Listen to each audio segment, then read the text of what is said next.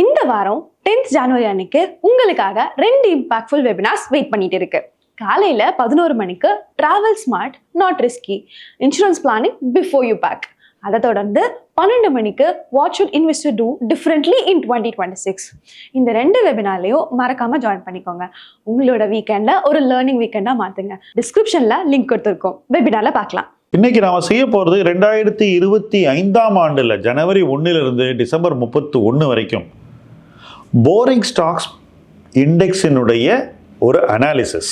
உங்க எல்லாருக்குமே தெரியும், போர்ட்ஃபோலியோ போன வருஷம் 1 லட்சம் முதலீடு பண்ணி இருந்தாக்கா 1,15,817 ரூபாயாக உயர்ந்தது. 15.82% ரிட்டர்ன் நமக்கு இந்த போர்ட்ஃபோலியோவில் கிடைச்சது. இது நிஃப்டி 50 டிஆர்ஐ விட கணிசமாக அதிகமாக இருந்ததுங்கிறதா இங்கே ஃபஸ்ட்டு டேட்டா. 1 லட்சம் நீங்கள் நிஃப்டி 50 டிஆர்ஐல இன்வெஸ்ட் பண்ணியிருந்தீங்கன்னா அது 1,11,421 உயர்ந்திருக்கும். 11.42% ரிட்டர்ன் நிஃப்டி 50ல கிடைச்சிருக்கும். ஸோ நிஃப்டி 50 விட நம்ம கிட்டத்தட்ட 4.4% எக்ஸ்ட்ரா ரிட்டர்னை போன வருஷம் எடுத்தோம். பட் நிறைய பேர் எங்கிட்ட கேட்ட கேள்வி என்னன்னா, இந்த ரிட்டர்ன் எங்கேருந்து வந்ததுன்னு அனாலிசிஸ் பண்ணலையே. நம்ம ஏன் ஒரு ஸ்டாக் வெளியே போச்சு, ஏன் ஒரு ஸ்டாக் உள்ள வந்ததுன்ற அனாலிசிஸ் பண்ணலையே, ஏன் ஒரே ஒரு சேஞ்சை நம்ம இந்த போர்ட்ஃபோலியோவில் பண்ணோங்கிறதையும் குயிக்காக சொல்லிடுறேன். ஏன் ஒரே ஒரு சேஞ்ச் பண்ணோம்னா, எனக்கு கன்சம்ஷனில் இருக்கக்கூடிய ஒரு கம்பெனியை விட ஆட்டோவில், அதுவும் எஸ்யூவியில் ஸ்ட்ராங்காக இருக்கிற ஒரு கம்பெனி, ஃபார்மிங்கில் ஸ்ட்ராங்காக இருக்கிற ஒரு கம்பெனி ஒரு பெட்டர் ரூரல் எக்கானமியினுடைய ப்ராக்சியாக இருக்கும்னு தோணுச்சு. அந்த காரணத்துக்காக நான் M&M பிக்கப் பண்ணேன். M&M எடுத்து இந்த போர்ட்ஃபோலியோவில் வச்சேன். பிரிட்டானியாவை வெளியே தள்ளினோம். இந்த மாற்றத்தினால இந்த போர்ட்ஃபோலியோவில் வளர்ச்சிக்கு ஒரு பெட்டர் ரெப்ரசன்டேட்டிவ் நமக்கு கிடைச்சிருக்கு அப்படின்னு தான் நான் நினைக்கிறேன். வேல்யூவேஷன் சரியா தப்பா அப்படிங்கிறத இந்த ஆண்டு சந்தை பதில் சொல்லும். அதை நான் ஜட்ஜ் பண்ண போகிறதில்ல. ஆனால் என்னை பொறுத்த வரைக்கும் ஒரு பெட்டர் க்ரோத் ஸ்டாக்காக நான் M&M பார்த்து அதை இந்த போர்ட்ஃபோலியோவில் நுழைத்திருக்கிறேன். பார்ப்போம் இந்த சேஞ்ச் எப்படி ஆகுதுன்னு. ஓகே, ரிட்டர்ன் எங்கேருந்து வந்ததுன்னு தெரிஞ்சாதான் ஒரு போர்ட்ஃபோலியோ எப்படி பர்ஃபார்ம் பண்ணிச்சுங்கிறத நம்ம புரிஞ்சிக்க முடியும். இப்போ போன வருஷத்தினுடைய ஒஸ்ட் பர்ஃபார்மர் எந்த கம்பெனிங்கிறத முதல்ல பார்ப்போம். ஜனவரி 1 டிசம்பர் 31 வரைக்கும் போன ஆண்டில் ஒஸ்ட் பர்ஃபார்மர் ஐடிசி கிட்டத்தட்ட 13.8% நெகட்டிவ் ரிட்டர்ன் கொடுத்துருக்கு ஜனவரி டு டிசம்பர். இதுக்கப்புறம் மறுபடியும் இந்த வருஷம் தொடர்ந்து மேலும் நெகட்டிவ் கொடுத்துருக்க ஐடிசிங்கிறது முக்கியமான டேட்டா பாயிண்ட். ஏன் இது நடந்தது? ஃபர்ஸ்ட் நம்ம ஐடிசி கிட்ட என்ன எதிர்பார்க்கலாம் அப்படிங்கிறதுலே ஒரு சிக்கல் இருக்குங்க. ஐடிசி மோசமான கம்பெனியா நிச்சயமா கிடையாது. திரும்ப நான் சொல்றேன், ITC is not a bad company. ஆனால் ஐடிசி ஓரளவு ரிட்டர்ன் கொடுக்கக்கூடிய ஒரு கம்பெனி தான். ஃபர்ஸ்ட் பாயிண்ட், ஐடிசிக்கு இண்டெக்ஸ் ரிட்டர்ன் கொடுக்கக்கூடிய ஒரு சக்தி இருக்கு. டெஃபினட்டா இண்டெக்ஸ் 12% கொடுக்கணும், ஐடிசி கிட்டத்தட்ட 12 கொடுக்கும். சில ஆண்டுகளில் இந்த 12ங்கிறது 14 ஆகலாம். இதான் ஐடிசியினுடைய ரிட்டர்ன் கொடுக்கக்கூடிய கெப்பாசிட்டி. இதுக்கு மேலே நீங்கள் ஐடிசியில் ரிட்டர்ன் எடுக்கணும்னா நீங்கள் ஐடிசி பயங்கரமாக விழும்போது எக்கச்சக்கமாக வாங்கி நிறைய ரிஸ்க் எடுத்து வெயிட் பண்ணி ரிட்டர்ன் எடுக்க முடியும். இதுதான் வரலாறு. இதுக்கு ஒரு காரணம் இருக்குன்றதை நம்ம தெளிவாக புரிஞ்சுக்கணும். என்ன காரணம்னா, ITC is very vulnerable to government policy.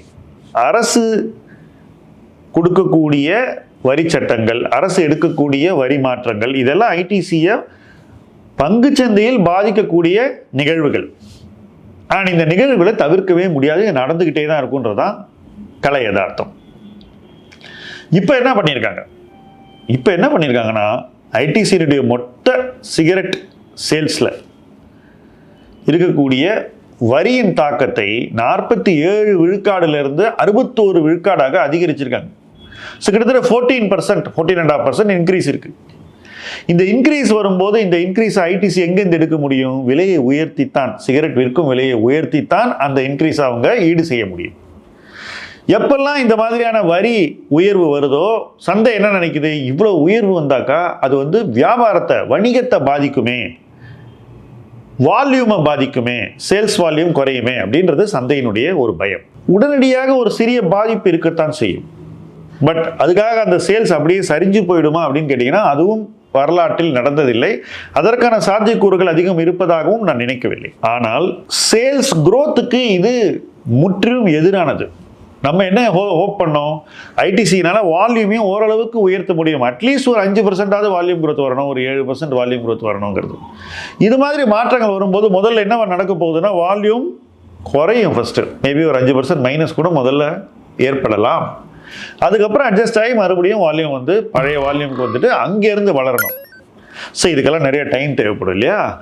அந்த டைமை நினச்சி தான் மார்க்கெட் இப்போ ஐடிசி பங்கை இவ்வளோ அவசர கோலமாக விற்கிறார்கள். வெயிட் பண்ணுமே, அப்போ வேண்டாம் விற்றுருவோம், வேறு ஏதாவது ஸ்டாக்கில் பார்த்துப்போன்னு ஐடிசியில் இந்த மாதிரி செல்லிங் வருது. இது இன்ஸ்டிடியூஷனல் பிஹேவியர் மட்டும் இல்லை, ஹெச்என்ஐ ட்ரேடர் எல்லாருமே இந்த ஒரு அணுகுமுறையை ஐடிசியில் எடுக்கிறாங்க.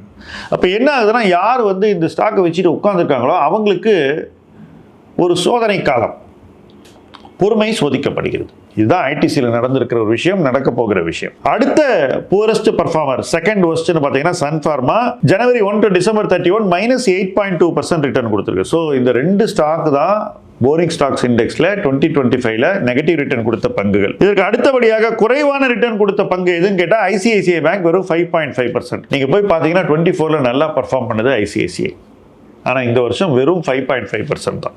ஸோ நிஃப்டி 11.42 கொடுக்கும்போது ஐசிஐசிஐ 5.5 கொடுக்குதுனாக்கா நிச்சயமாக இந்த போர்ட்ஃபோலியோவை ஐசிஐசிஐ கொஞ்சம் கீழே இழுக்குது அப்படின்னு தான் அர்த்தம். போர்ட்ஃபோலியோ பர்ஃபார்மன்ஸுக்கு இது ஒரு இடையூறாக இருக்கிறது. இதற்கு அடுத்தபடியாக கோல் இந்தியா 10.1% ரிட்டர்ன் கொடுத்துருக்கு. அதே போல லாசர் அண்ட் டூப்ரோ 12.3% ரிட்டர்ன் கொடுத்துருக்கு. ஹெச்டிஎஃப்சி பேங்க் 12.7% ரிட்டர்ன் கொடுத்துருக்கு. அதிகப்படியான ரிட்டர்ன் கொடுத்த கம்பெனிஸ்ல பிரிட்டானியா இண்டஸ்ட்ரீஸ் இருக்கு, 27.3% ரிட்டர்ன் போன வருஷம் கொடுத்திருக்கு. இருந்தும் நம்ம இந்த கம்பெனியை இந்த இண்டெக்ஸ்ல இருந்து வெளியேற்றிட்டோம். அது காரணம் கம்பெனியில் நடந்த சில மேனேஜ்மெண்ட் சேஞ்சஸ், சந்தையில் அது சந்திக்கக்கூடிய காம்படிட்டிவ் பிரஷர்ஸ், வளர்ச்சிக்கு இந்த கம்பெனி எடுக்க வேண்டிய முடிவுகளின் தாக்கம், அது எடுக்கக்கூடிய நேரம், இதெல்லாம் பார்த்துட்டு ஓகே இப்போதைக்கு இதை வித்துக்கலாம், ஒரு பெட்டர் growth கம்பெனிக்கு போகலான்னு நம்ம பிரிட்டானியிலேருந்து வெளியே வந்துட்டோம். இதற்கு அடுத்தபடியாக ரிலையன்ஸ் இண்டஸ்ட்ரீஸ் 29% ரிட்டர்ன் கொடுத்துருக்கு. பாரதி ஏர்டெல் 33% ரிட்டர்ன் கொடுத்துருக்கு. இந்த ஆண்டினுடைய best performing stock in boring stocks portfolio Maruti Suzuki 50% return கொடுத்துருக்கு.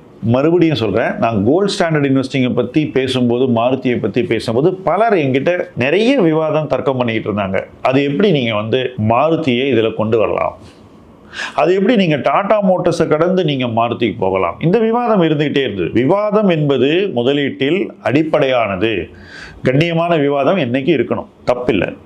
ஏன்னா அதுதான் நமக்கு புதிய விஷயங்களை எடுத்து கொடுக்கும், லேர்ன் பண்ண முடியும். அப்போ என்னுடைய பாயிண்ட் ஆஃப் வியூ என்னவா இருந்ததுன்னா, நீங்கள் பார்க்குறது வெறும் சேல்ஸ் வால்யூம் தான். எவ்வளவு எண்ணிக்கை அளவில் வண்டிகள் ஒரு கம்பெனி விற்குதுங்கிறத பார்க்குறீங்க, நான் அதை பார்க்கல. ஒரு வண்டி விற்றா அதில் எவ்வளோ லாபம் வருதுங்கிறத பார்க்குறேன். Profit per car, profit per காரை எந்த நிறுவனம் அதிகரிக்கிறதோ அந்த நிறுவனம் நிச்சயமாக சந்தையில் மதிக்கப்படும். அந்த நிறுவனத்துக்கு சந்தையில் கிடைக்கக்கூடிய மதிப்பு எண்ணிக்கை அளவில் அதிக காரை விற்கக்கூடிய கம்பெனியோட அதிகமாக இருக்கும்ன்றதான் என்னுடைய பேசிக் ஹைபாத்தசிஸ். அதுதான் என்னுடைய லாஜிக். அந்த லாஜிக் அடிப்படையில் தான் நான் மாருதியை இந்த இடத்துல கொண்டு வந்தேன். ஏன்னா மாருதி நிறைய எஸ்யூவி மார்க்கெட்டை பிடிக்க போய் எஸ்யூவியில் ஒரு பெரிய லீடராக இருக்காங்க. அவங்களுடைய இடத்த அசைக்க முடியாத அளவுக்கு அவங்க வச்சிருக்காங்க. பல பேர் சொன்னாங்க இந்த மாடல் எனக்கு பிடிக்கல சார், அதை யார் வாங்குவாங்க, அது இதுன்னு நிறைய ஆர்கியூமெண்ட்ஸ். இது எப்படின்னா, நம்ம போய் ஒரு கம்பெனியோட ப்ராடக்டை வாங்குறோமா இல்லையாங்கிறது முக்கியம் இல்லை. Most of the middle class people எந்த பிராண்டை நம்பி வாங்குறாங்க அப்படிங்கிறது தான் முக்கியம். விலை அதிகம் கொடுத்து எந்த பிராண்டினுடைய காரை வாங்குறாங்கன்றது ரெண்டாவது. மூணாவது, மார்க்கெட் ஷேர் எந்த கம்பெனிக்கு பிரீமியம் செக்மெண்ட்ல அதிகமாக இருக்குன்றது முக்கியமானது. இதையெல்லாம் பார்க்கும்போது மாருதி மிகச்சிறந்த இடத்தில் தொடர்ந்து நீடிக்கிறது அப்படின்னு தான் நான் நினைக்கிறேன். லாஸ்ட் இயர் மார்க்கெட் இதை தெளிவாக பார்த்துருக்குன்றது இந்த பர்ஃபார்மன்ஸ் நமக்கு தெளிவாக சொல்லுது.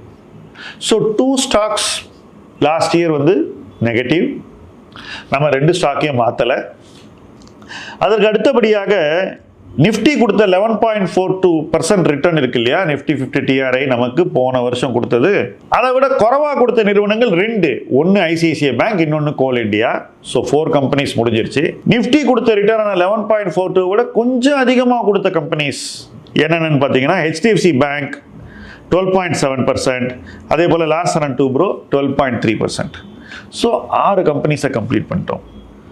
ஸோ எஃபெக்டிவாக பார்த்தீங்கன்னா 4 கம்பெனி தான் இந்த போர்ட்ஃபோலியோவின் வளர்ச்சிக்கு முக்கிய பங்கை சென்ற ஆண்டு ஆற்றி இருக்கின்றன. அது என்னென்னு பார்த்தீங்கன்னா 27.3% கொடுத்த பிரிட்டானியா, நம்ம அதை வெளியே தள்ளிட்டோம். 29% கொடுத்த ரிலையன்ஸ் நீடிக்கிறது போர்ட்ஃபோலியோவில். 33% கொடுத்த பாரதி ஏர்டெல் அண்ட் 50% கொடுத்த மாருதி சுசுகி. ஸோ இந்த 4 கம்பெனி தான் இந்த போர்ட்ஃபோலியோவில் 15.42% ரிட்டர்னை கொடுத்துருக்கு. ஸோ 10 கம்பெனி இருக்கிற போர்ட்ஃபோலியோவில் இண்டெக்ஸை பீட் பண்ணுறதுக்கு 4 கம்பெனி ஒர்க் அவுட் ஆனால் போதுங்கிறது லாஸ்ட் இயர் நம்ம போரிங் ஸ்டாக்ஸ் போர்ட்ஃபோலியோவில் கற்றுக்கிட்ட மிக முக்கியமான பாடம். இது தவிர வேற என்னென்ன பாடங்கள் நீங்கள் பார்க்குறீங்க, நான் எதையாவது பார்க்க தவறிந்தால் தாராளமாக நீங்கள் அதை கமெண்ட் செக்ஷனில் எழுதலாம். ஏன்னா இந்த போர்ட்ஃபோலியோ ஒரு பொது வெளியில் எல்லோருமே கற்றுக்கொள்ள ஒரு கருவியாக பயன்பட வேண்டும் என்பதுதான் இதை இங்கு பேசுவதற்கான நோக்கம். இந்த போர்ட்ஃபோலியோவில் எந்த பங்கும் பரிந்துரை அல்ல, இந்த போர்ட்ஃபோலியோவே ஒரு பரிந்துரை இல்லை, இது ஒரு எக்ஸ்பெரிமெண்ட். இந்த எக்ஸ்பெரிமெண்ட்டை நம்ம எல்லாரும் சேர்ந்து தான் லேர்ன் பண்ணிக்கிட்டு இருக்கோம். தொடர்ந்து இணைந்து லேர்ன் பண்ணுவோம். முதலீட்டு களம் உங்கள் களம். நன்றி.